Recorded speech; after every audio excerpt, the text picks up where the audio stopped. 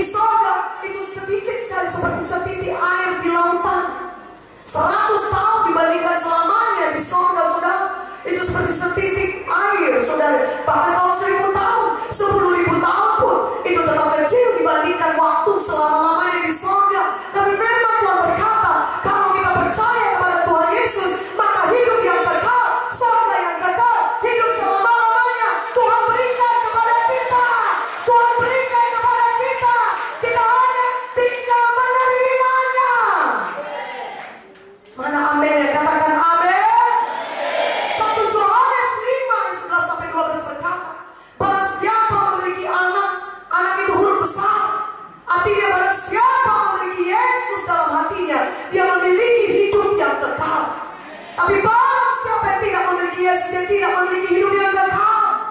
Saudaraku, Tuhan Yesus tahu saudara bahwasanya dengan usaha sendiri saudara akan sampai ke sorga. Karena sorga begitu kudus saudara. Untuk itulah Yesus datang ke dunia ini. Dia mati di kayu salib, dicurahkannya darahnya bagi saudara, sehingga saudara tidak perlu berbuat apa-apa, tapi cukup percaya saja.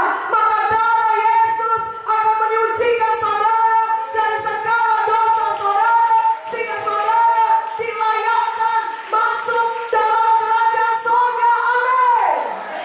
Sehingga saudara layak hidup kekal selamanya. Kenapa? Karena darah Yesus berkuasa menyucikan dosa saudara.